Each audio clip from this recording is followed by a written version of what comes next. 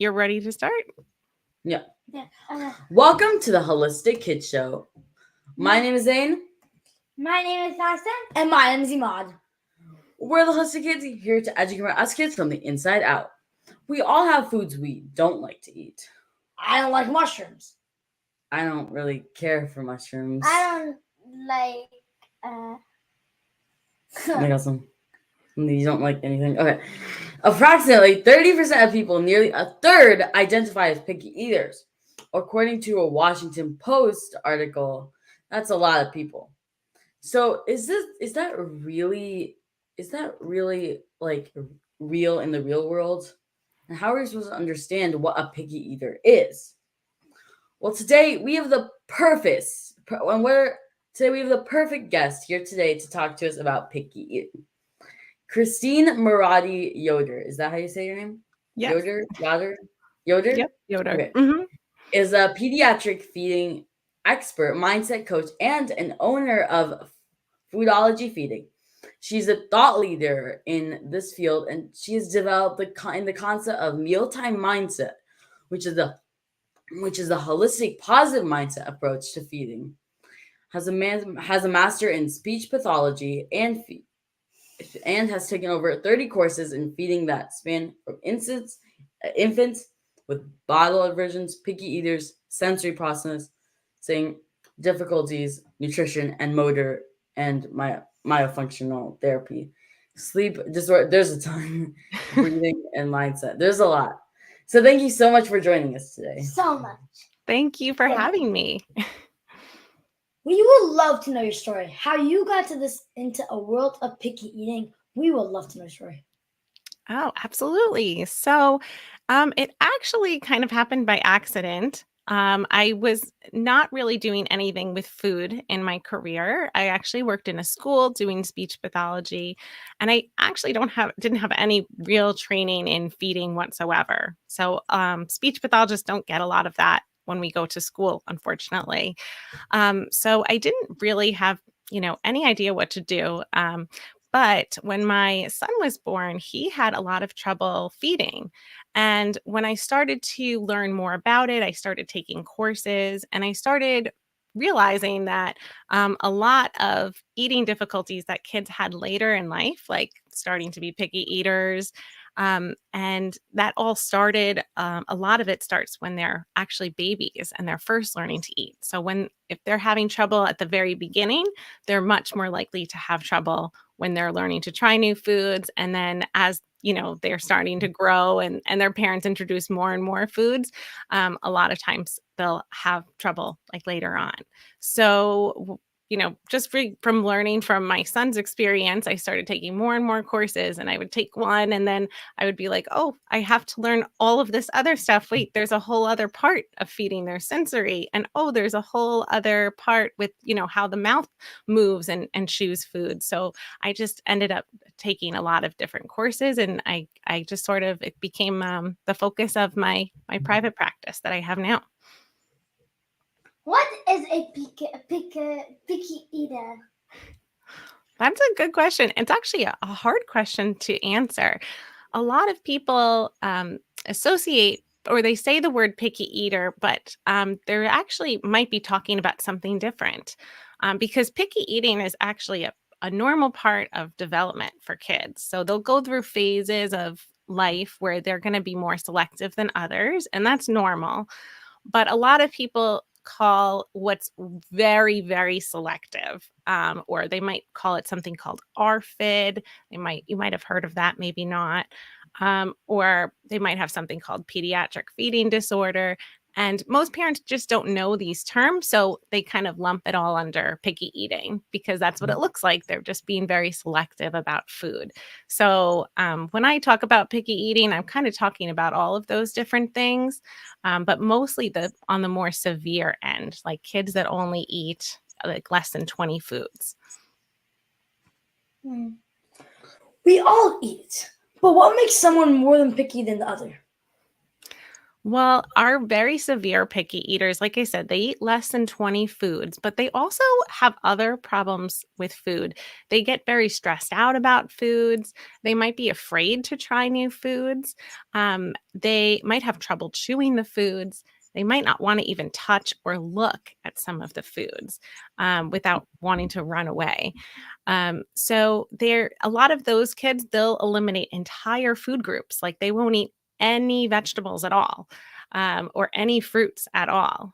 So when they start eliminating all of these different factors, or there has to be a lot of special conditions, like they can only eat food that comes from a certain package or a certain brand, or if it's prepared in a certain way, so that's when it gets to be more of a serious problem that we have to do some sort of, um, you know, intervention with or help with.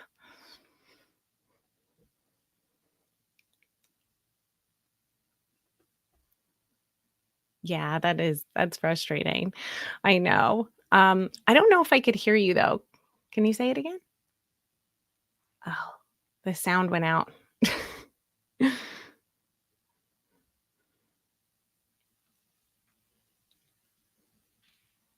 you hear us now?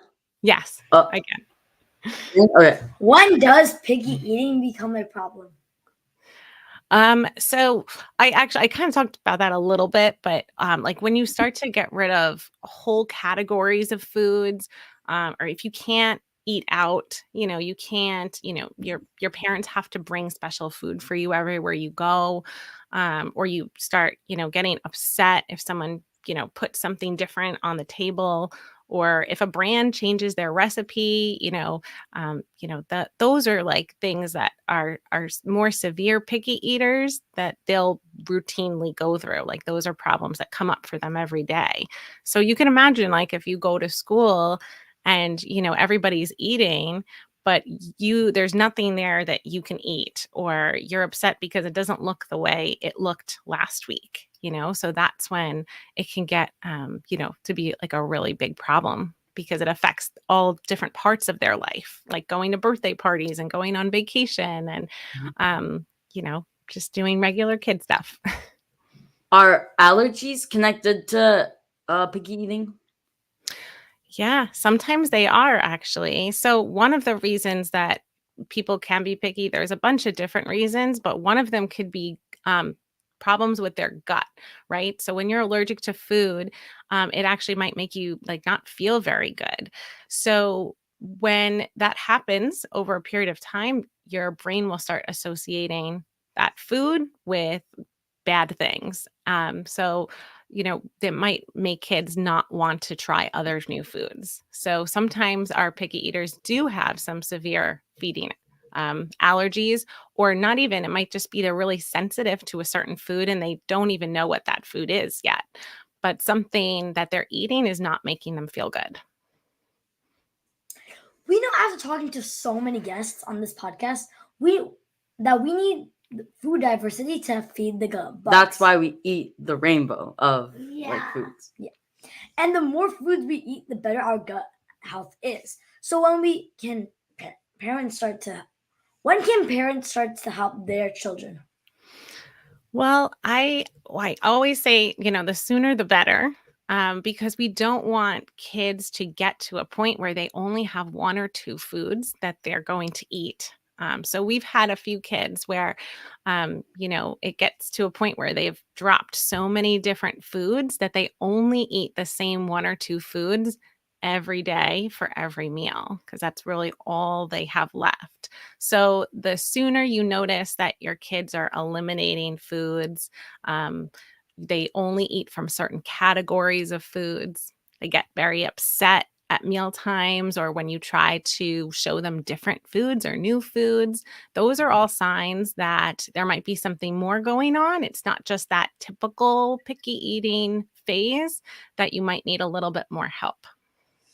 Do you think anything about like processed foods could also be affecting this? Absolutely. In fact, I think that's a big part. right? So when I was actually researching for a book I'm writing, it didn't come out yet, but I was looking at like when it started, because I bet if you asked, your grandparents or, your parents' parents, like I'm sure they would say, we don't even remember a time when people were picky. Everybody just used to eat everything. But when processed food started to come out, they started to also market to kids and to moms of kids, telling them, these are kind of like special kids' foods that you should buy for your kids. And that's also about the same time that they noticed that picky eating had started. And we noticed that a lot of our picky eaters actually eat mostly processed foods. And that's because they're actually really easy to break down. Like it doesn't take a lot of effort to choose something like a veggie straw or a puff or a cookie. And those are usually picky eater favorites, right? Even breads, pastas, they're all very like soft foods that don't take any effort, or it's really easy for them to use their limited mouth muscles to eat those foods. So it almost like makes the problem a little bit worse because they're not using their muscles to chew um things like meats and vegetables. That takes a lot more effort and a lot more repetitions of your jaw going up and down, up and down, up and down. So if they can't do that, they just spit out the food or they'll refuse it because it's just too hard for them. So I think processed food like kind of makes everything a little bit worse, unfortunately. Mhm. Yeah, like when someone just eats processed foods their whole life and then they just eat one vegetable, like, ew, that's disgusting. Yeah, they don't even know what vegetables are. Oh, that's Yeah. Well, some kids really don't. They've never even tried a vegetable. Can you believe that? Wow. I know wow. you guys eat vegetables, right? Yeah, we eat tons of vegetables. Yeah, but Yeah. sometimes it's just really hard for kids, and a lot of times parents think that their kids are just being very stubborn, or being difficult. But a lot of times, like we said, there's these other problems that they might not be aware of. Like they might have trouble chewing the food and not realize it, or they might have like a sensory aversion, which means like they don't really like how something feels or how something looks, or how the flavor of foods. So there might be something else going on. So we're in summer break now. What can we do to prevent bad food routines? Well, summer is a great time to like kind of do a little reset, I think, because you're outside a lot. It's a great time to go to farmers markets, to try some new foods or new vegetables in maybe different environments. So you don't want to get into the routines of just sort of like leaving food out and just picking at it all day. We call that grazing. Have you ever done anything like that? Like No. there's like a bowl of I don't know, maybe like popcorn or chips or something at a party, and like you go up and you get one or two and then you leave and then you come back and you get one or two more. Yeah. Yeah. Yeah. So that's called grazing. And that actually makes our brains not realize if we're hungry or not. Because if we're always eating, there's always food in our bellies, it kind of confuses our brain. So we say, try to keep more specific meal times so that they feel hungry, right? Because especially if you have a picky eater and we want them to try new foods, they're probably not going to try them if they're not hungry at all, right?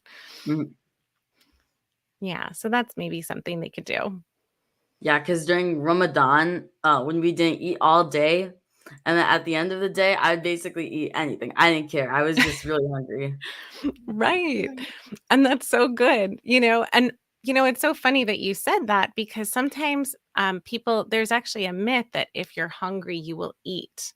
And that's true for you because you eat vegetables and you eat lots of different Mhm. foods all the time. Yeah. But for kids that are actually scared of trying new foods and eating foods, if their brain is telling them that that food isn't safe to eat, it'll kind of shut off their hunger. So they actually won't feel hungry. So even if they haven't eaten all day, they might not try that food, or, you know, a lot of parents think, oh, they'll eat it because they've got to be starving by now. But that's how you also know there's like a problem. It's like, oh, they're still not eating. They should be really hungry, but they're not. Right. So they must be something is really kind of making them nervous or scared about food. A lot of kids have sensory issues with food. How do we help them? So there's a bunch of different ways, and it really depends on what kind of sensory issues. Like you're familiar with the five senses, right? Like Yeah. sight and right. So there's actually a few more. There's actually 8. And one of them is like, hunger, feeling hunger, like being able to feel like internal sensations, where your body is in space, like your balance, right? That's another one. So all kids have all different, sensory needs. Like some people are really sensitive to sounds or to how something looks. So everyone's sensory profile is a little bit different. Like things that might freak somebody out by touching it, the next person might love that feeling, right? So it totally depends on each individual child, right? I bet you guys have differences even between the 3 of you of things that you like and don't like sensory wise, Yeah. right? Maybe, Probably. yeah. So yeah, so it totally depends on what their issues are, but whatever their issues are, thinking about or knowing what they are is probably step number 1, right? We can't help and fix it if we don't know what their issues are, if they're oversensitive or they're undersensitive to something. And then, getting them used to it in a safe and fun way. So, you might have heard of feeding therapists saying that you need to play with food. And that's because we want kids to have fun with the different textures and making them feel safe, like in a way that it's like kind of fun for them, but they're still getting to know the foods in like a safe way. So, for picky eaters, mealtime can be stressful. So, how do we make mealtime fun besides from playing with food? Yeah. Well, there's a few different ways, but the one of the easiest ways that parents can make mealtime more fun and less stressful is taking off the pressure. So a lot of times, when we're putting pressure on kids to take a bite, try it, just lick it, right? That actually makes them a little bit more stressed, and you're probably not going to have a very fun mealtime, when you're in that environment. So just taking off the pressure, and just letting them explore foods and not really talking about it too much, that can make it a little bit more fun for parents and for kids. And then you can actually kind of make up some games with food. When we're doing feeding therapy, we play all sorts of games with food. Like we might play, toss it in the basket, and we might toss it from our hand and then maybe from the top of our head and then maybe from our lips, right? So we're getting closer to eating the food, but we're having fun doing it. Like you might even like build something out of, blocks of cheese, or, you can do kind of whatever is of interest. Some people do like art type things where they're like, yeah, almost like painting with different foods. So it really depends Right. on like what you're interested in too, right? Or what the kids are interested in. Interesting. So, most diets these days make us lack nutrients and vitamins. Are there certain nutrients and vitamins that can help the picky eaters be less picky? Actually, there might be, right? So it's not necessarily that they'll all of a sudden like stop being this very severe picky eater and just start eating all the different foods. But a lot of picky eaters lack very specific nutrients. And actually, if you are low in zinc, it might actually change how food tastes in your mouth. So you might not be as excited to try food or think it tastes as good if you don't have a lot of zinc in your body. But a lot of picky eaters are also low in iron, because most picky eaters don't eat meats or vegetables. So they're not having any real foods that have iron in it. So those are 2 nutrients that, we try to make sure that our families that have picky eaters get in some way, even if it's in a supplement form. Oh. So, you have a question? This is amazing. This That's was amazing. Oh, I'm glad, guys. I know you guys are probably the least picky eaters. I know. I always see your meals. You guys have lots of yummy Yeah. food. Yeah, we have lots of colors in our food, lots of nutrients. Yeah.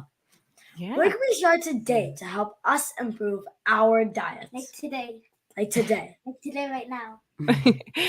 um, well, there's lots of different ways to incorporate foods. They don't always have to be. So, for example, picking up a slice of a bell pepper and eating that bell pepper. Like we can have bell pepper, as a puree. We can have it in a chip form. There's lots of different ways that we can get in the same foods. It doesn't always have to be that, someone's putting a bunch of peppers on someone's plate and they're eating them. So, thinking about ways we can be creative of introducing new foods and adding them into some of the foods that you're already eating. So, like sauces are a great way to do that. Breadcrumb mixtures. Like, I love adding all sorts of like flax seeds and chia seeds, nutritional yeast. Different nuts, ground up nuts, those are all things we could easily add into some of the foods that you're already eating just to make them more nutrient dense. What is the first? Oh, thank you so much. Well, what is the first? What is the first thing that you do to? What is the first thing you do to unpicky your picky eater? Well, the first thing is knowing why they're picky in the first place. Most of the parents that we meet have no idea why their kids are picky or where to start. So it's really hard to help fix the problem if you don't know where the problem came from, right? Like, it's like, imagine if you had a leaky faucet in your house and all you knew was that there was water. But if you had no idea where that water was coming from, the water would just keep coming. The problem wouldn't really go away, right? Mhm. So we have to go and find the source of the problem. Where is that pipe leaking from? So we can plug that hole and then we can start to make progress to clean up the mess, right? So if that makes sense, like it's Yeah. really hard to fix a problem when you don't know. And a lot of parents, they just don't know because it's such a complicated thing, right? I talked about how our mouth is involved, our brain, the fears that kids have, the sensory, like touching and looking. So it's like, well, which one of those is affecting my child, right? So that's where we come in. How can we find out the source? Are there labs that we can be drawn? What special doctor would they need to see? So actually, most regular, like a pediatrician doctors, they usually don't know a ton about picky eating. In fact, a lot of them will usually tell parents that they'll just grow out of it, which isn't always true, right? They'll grow out of it if they're just in that developmental, regular, picky eater period. But if they had all of those other more severe problems, they probably are not going to grow out of it. So seeing somebody like a feeding therapist. Sometimes those are speech pathologists and sometimes they're occupational therapists. But really it's more like what kind of training they had. Because remember at the beginning, I told you I didn't really learn much about feeding when I was in school. Oh, yeah. So it's not something that like every speech pathologist does. So it's not like, well, if I go to this speech therapy clinic, then they'll be able to help me. So parents really need to be educated and ask, what kind of training do you have? Do you have experience with oral motor, with sensory, with the fear, addressing all of those different issues?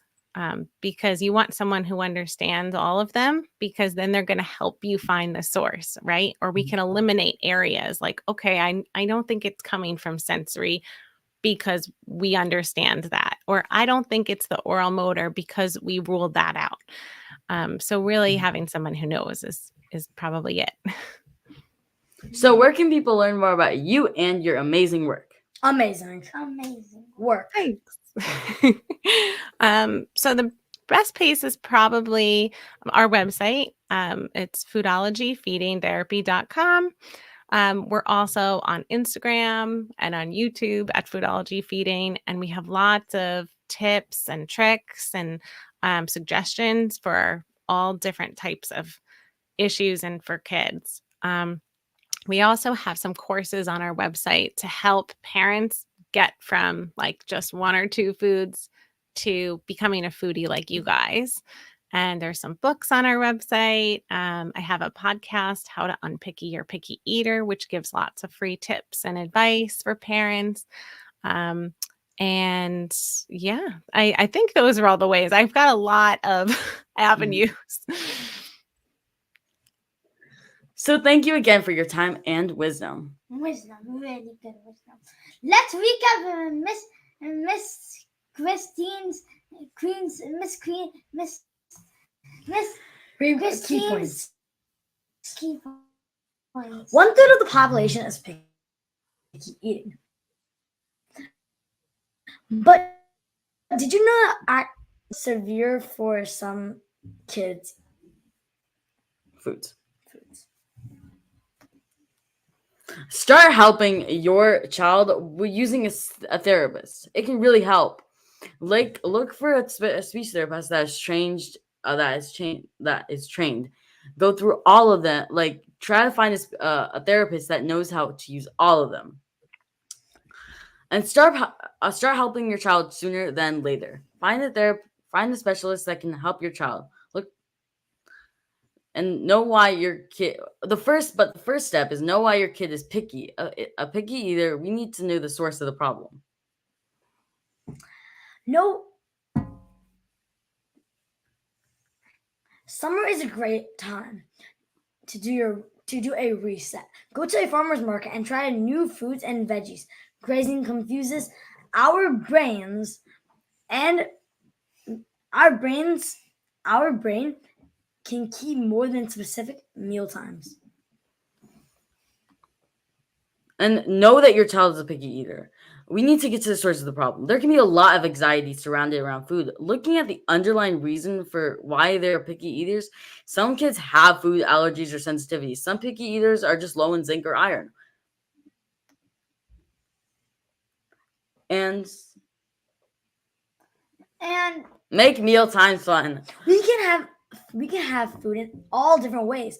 Get creative. We love eating the rainbow. Us kids love color. Yeah. We need to have some fun with our food, Yes. if you're just Not gonna make it boring. Yeah, don't make it boring. Don't play with your food though. Well, Well, that's like the complete opposite of what you're saying. Well, okay. Thank you everyone for tuning in. Until next time, I'm Zan. Sorry. I'm Maz. And I'm Kasim. Follow our family on social media. Holistic Mom D. Kids need to learn from other kids. Please download our podcast on iTunes and leave reviews so other kids and families can benefit.